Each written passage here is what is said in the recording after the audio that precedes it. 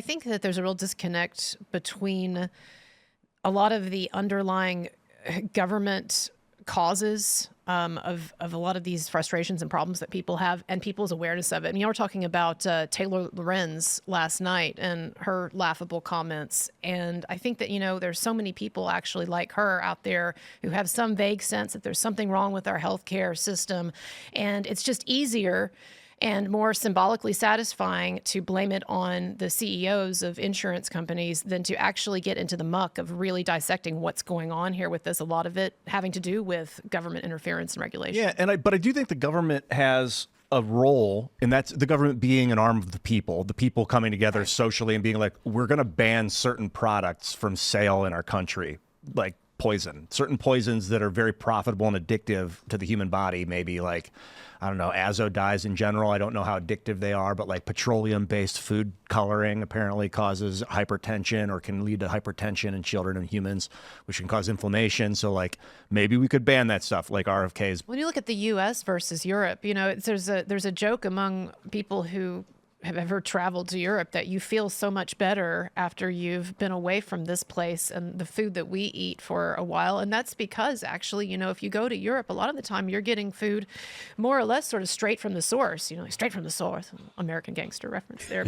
But you are more or less, the fish was caught right over here or what have you. And over here, it's just, it seems like there's so many more processes. That does exist if you're wealthy. Right. So for the average poor American, you're basically being forced to eat garbage. And I say forced lightly. You go to the grocery store, you make a choice, okay?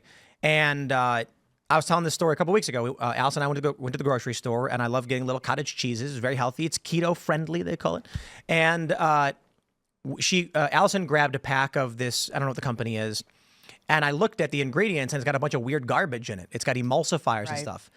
Daisy, which does the sour cream and the cottage cheese, their ingredients, it's like skim milk, cream, salt. And I'm like, okay, I'm going to buy that. Right. Yeah.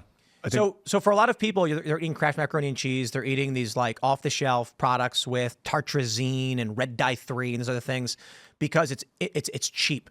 They're not getting proper nutrition. They're not getting proper diets. They're getting morbidly obese. They're getting chronic illness. RFK Jr. is right. And it sort of is an extrapolation of the lion diet that Michaela Peterson talks a lot about, which ultimately, from her, what she's explained it is, it's just all meat. Whatever a lion would eat, that's what she eats. And so it's like hyena. Beef and like et cetera, and salt. But then what's really happening is it's an elimination diet. All the stuff you don't eat, all the stuff you've taken out of your diet. Toxic stuff. Yeah, I think that's what the government should be doing is providing a sort of elimination diet now for our populace. But this is a big trend among millennials. Like soda consumption is massively down. And that's why there's these commercials popping up where it's the Coalition of Soda Drinks of America. Did you know that we have low sugar options? And then there's like a guy in a white lab coat and they like show all these things. And I'm like, I have here a Spindrift. They do not sponsor the show, but I will shout them out. Why? Ingredients: carbonated water, grapefruit juice, orange juice, lemon juice, hibiscus. I love it so much. That's awesome. The pineapple, I'm like shooting myself in the foot with this. The pineapple Spindrift is so good. And I tell people that on stream and then it sells out. Thanks for checking out this clip from Timcast IRL. Make sure to watch the show live Monday through Friday at 8 p.m. Subscribe to this channel, and we will see you all there.